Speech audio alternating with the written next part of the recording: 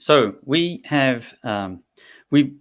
learned about a couple of things. We've learned about healthcare and the digitalization of the supply chain, the industry supply chain. I'm very pleased now to welcome back to Apidays India Dr. Shivani Rai Gupta. She's the Senior Principal Data Scientist at Geo. Welcome back, Shivani. I really enjoyed your talk at API Days India 2021. And I guess we're going to shift industries to telecommunications, but the principles of data analysis and how APIs help you to distribute the data and the insights from that is very relevant across industries. And you're going to talk to us about how you actually scale this in the organization. Right. Thank you, John, and thanks for having me here once again. And really pleased to be part of such a big community who is driving AI, API-driven AI transformation. So thanks for having me here. I have little. I think I will talk more about digitization in India to start with, and then probably one of the vertical which I also manage, is agriculture, and probably will talk a little more about that as just to give a context in terms of how things are happening or changing in the digital world in India, in agriculture to start with, and then we can take it to the next heights. Idea is probably keep it simple and give you a lot of reference point to take it over. So let me share, let me go to the full screen mode. Uh, okay, so this is just giving a glimpse of where does India stand. Let's probably talk about some numbers, and then we will go through the details about how it is working, right? So if we talk about digital India transformation, I'm going to probably talk about some of the reports which has been given by McKinsey in the global context where India stands. So if it is, if we talk about India, this is one of the country where largest identification program has run.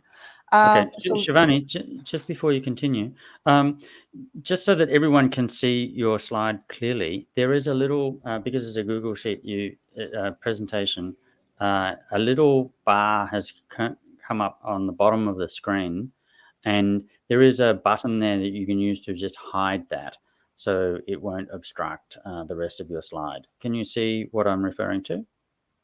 let me This try is that. when you're screen sharing, it's Mhm. saying we're sharing this at the moment, and there's a little button that says hide. If you Right, click right. that, then that will Okay, disappear. right. Is it It's gone? better. I Yeah. can still see it. Mm, Mm, you need to be in presentation mode, but I think it's gone now. right. Okay, Okay. go ahead. Wonderful. So I was talking about India is one of the countries where 1.2 billion people uh, population has the identification program. So this is the largest probably identification program, which is we call it Aadhaar. And luckily I've been part of that journey where Aadhaar was getting developed, and I have built the entire analytical platform for Aadhaar and UIDAI.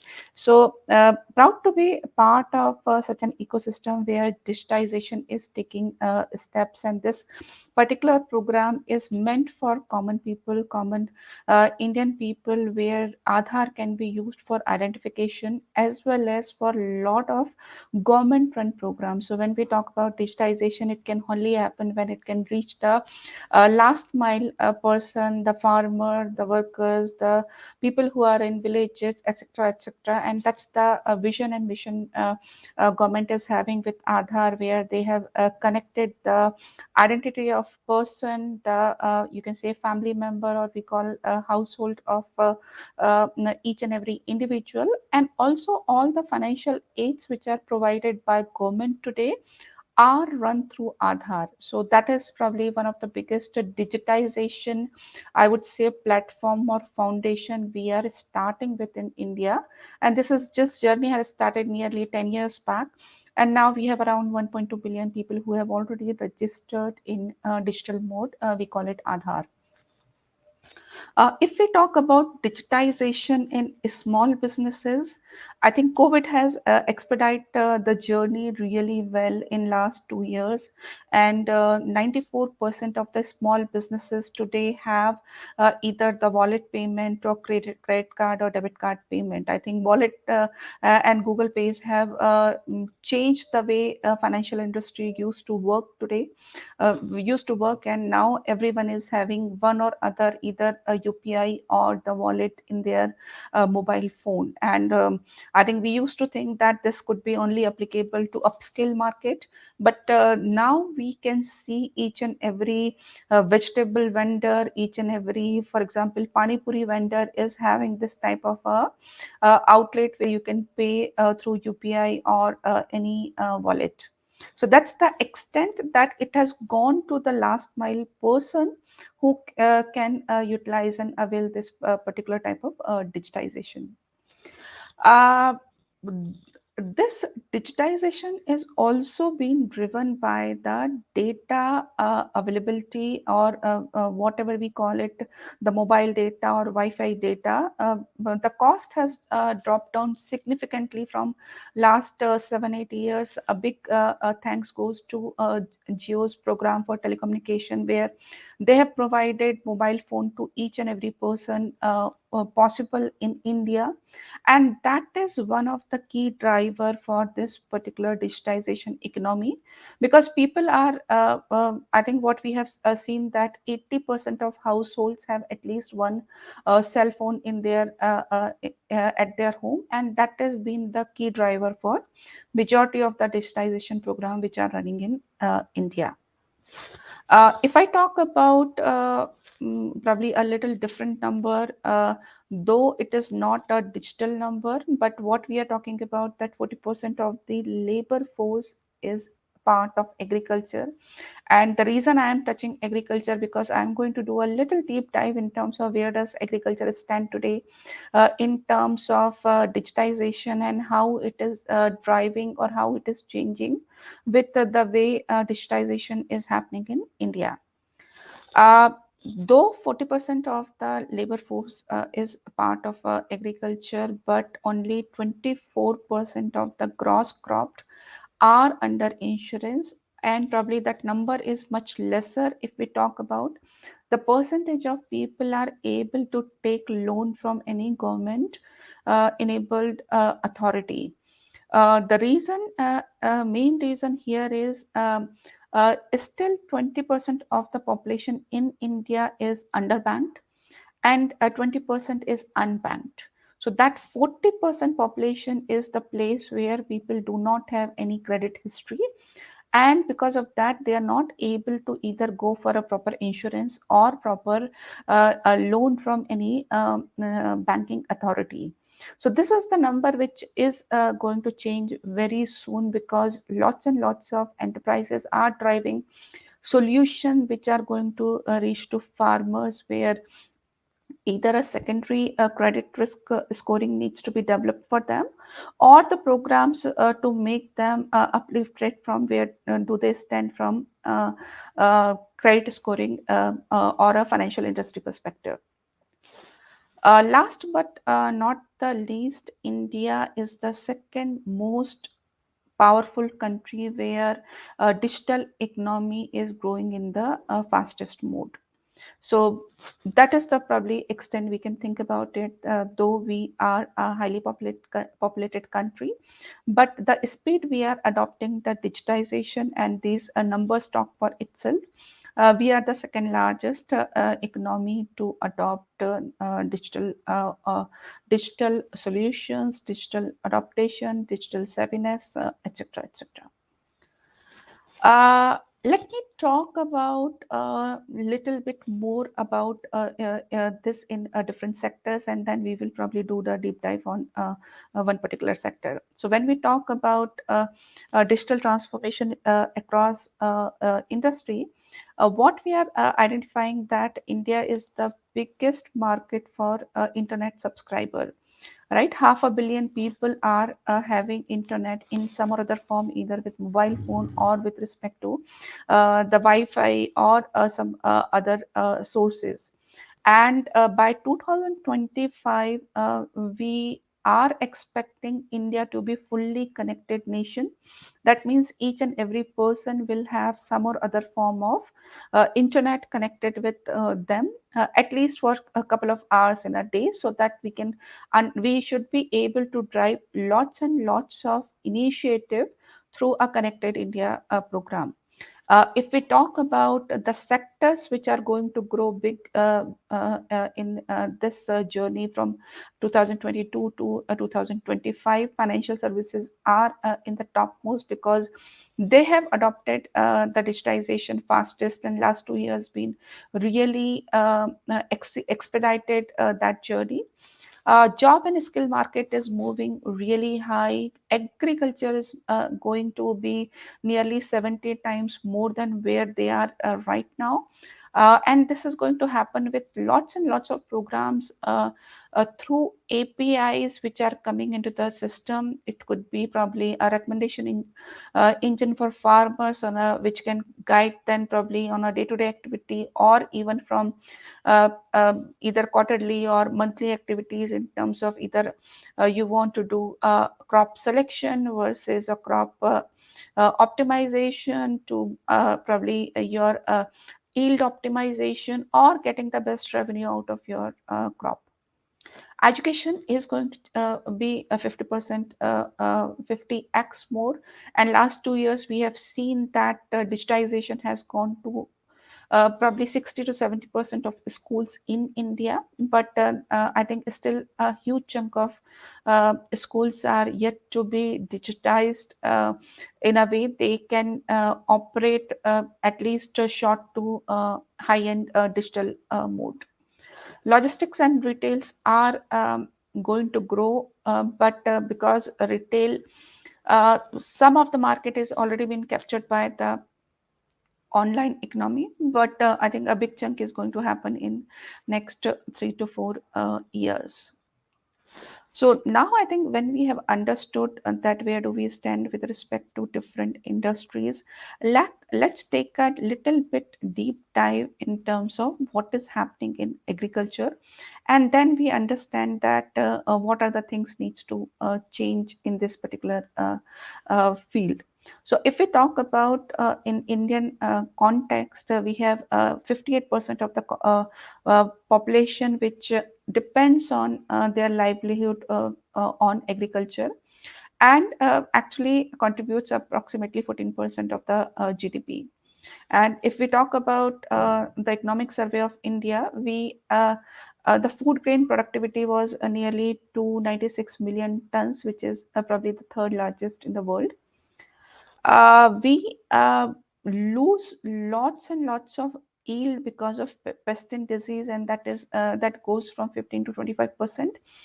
That also happens because farmers are not aware about the forecast, the weather forecast, availability of resources around them in probably 100 to 200 kilometer distance, and this can directly be reduced by digitization, adoption of digitization in the agriculture field, where either we are able to forecast things early advanced for farmers, and they can do the right pest control at the right time, and they should be able to reduce this in a very quick turnaround time. If we talk about the productivity, I think India still stands fourth or fifth nation in the world. Brazil being the most, the farmer to productivity ratio is highest for Brazil, but we are not in the top five to start with. It is around 2%, to be very frank, which is the total factor productivity, which is basically what is the turnaround of yield with respect to per hectare. And China being the most productive growth, which has the 6% of PA. A lot of, I think these programs, the digital programs which we are trying to drive, are not being very successful. A couple of reasons are I think what I've talked about, one, that the financial aid is not able to reach to a lot of farmers because they don't have the right credit scores, or that those type of solutions have not arrived in the market. Literacy being the another thing, because unless you drive those solution in the local language which farmers can understand and able to communicate with these applications, the transformation is not going to be more than incremental to start with.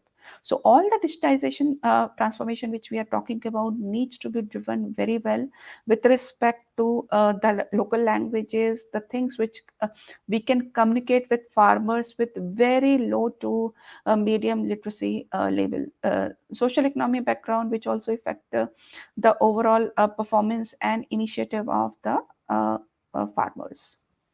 If I talk about what we are doing in Geo, so Geo is driving some of the big agriculture transformation programs where we are trying to create a digital economy for farmers, digital solutions for farmers, where they can generate more efficient data centering and collaborative kind of a process which can improve farmers' life. So Mr. Ambani's vision is to double farmers' income in next 3 to 4 years time, with all these opportunities and all these solutions what we are driving. So we are developing a couple of solutions which basically going to change a farmer's life on a day-to-day basis to short term and long term. And probably one can think about that either it is a crop selection or identification of pest or disease, identification of what type of fertilizers they have to use, or what type of pesticide they need to use, or even up to extent that if we are doing weather forecast, can we give them recommendation on day-to-day basis that okay, how much water they need to give to their crop to start with. And those are the programs which are going to change the way farmers operate today. They have immense knowledge, but they don't have the information around surrounding areas, and that is what is going to come from digital solutions what Geo is driving. So if I talk about the first thing what is coming in to place is the build farmer value proposition, in terms of can we build a kind of a platform where all the things needs to be connected within the farmers, and this can reach with kind of 100 million farmers to start within a couple of years apart. When we are talking about the technical enablers, this needs to be digitally governed and kind of application driven, which can reside in their cell phones.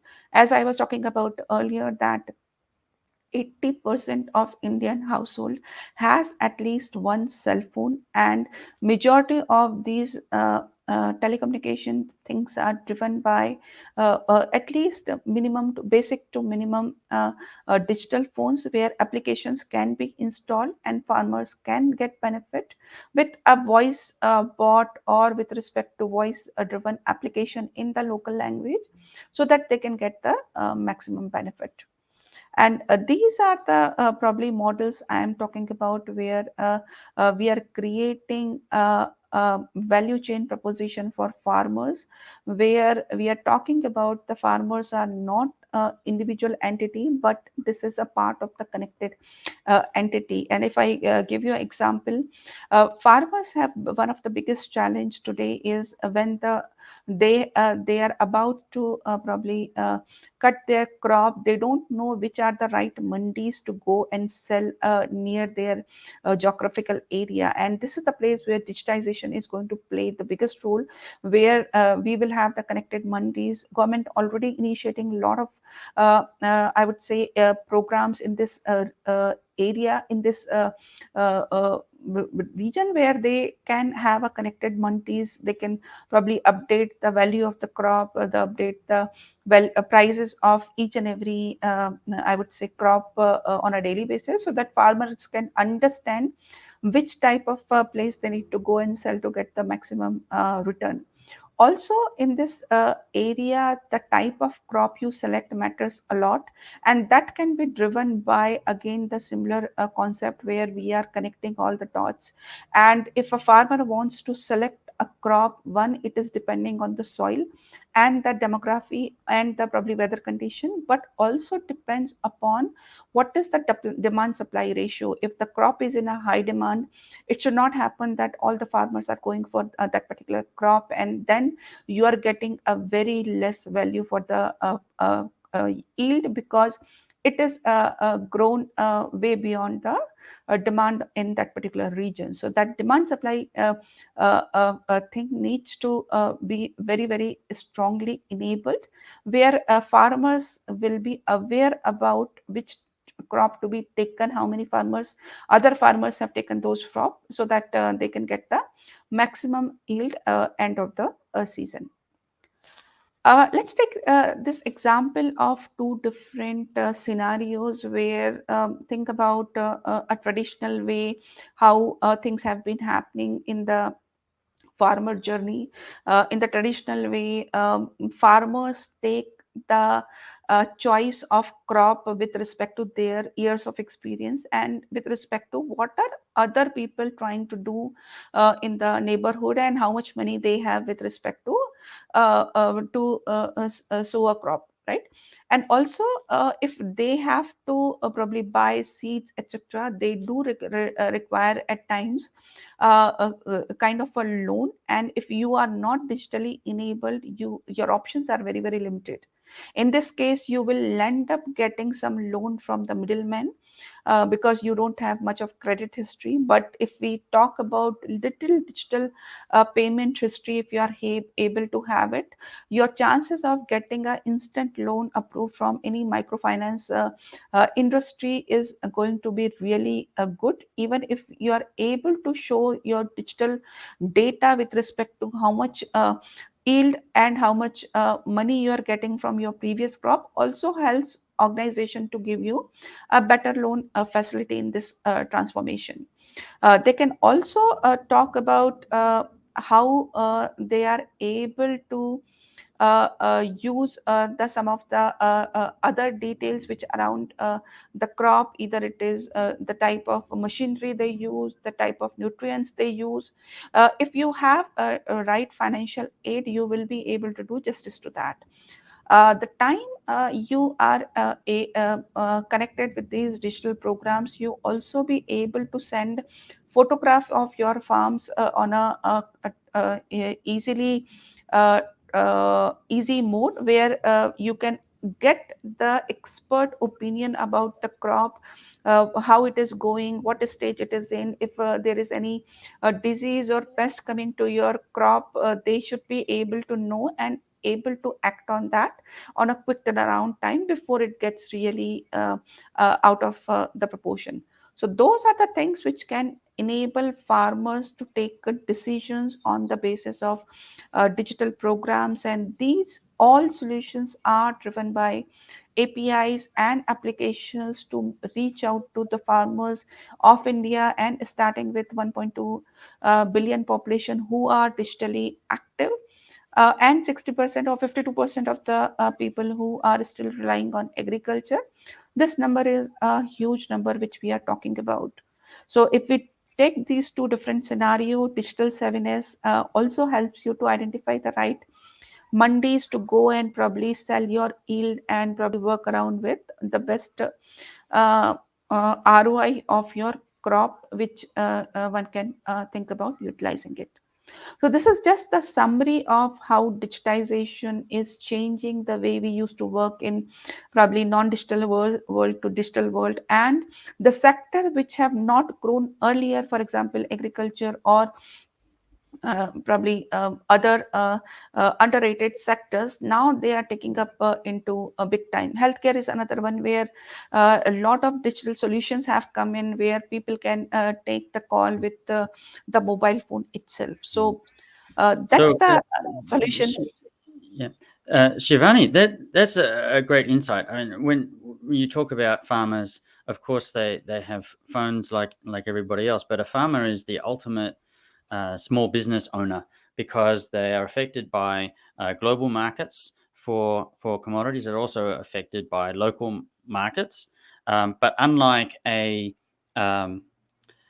commodities trader who's sitting in a trading room with 3 or 4 screens watching charts, the farmer is out in the field with his phone, and there's a limit to how much data a farmer can see, and so they need information, the right information delivered to them at the right time in order for them to make a good decision. So I like the way that you identified that as a holistic need. It's not just I need a phone with some data on it, but there's certain types of information and education on the best cropping methods, and also where is the best place to go to sell your product, or perhaps what would be the next best crop to sow.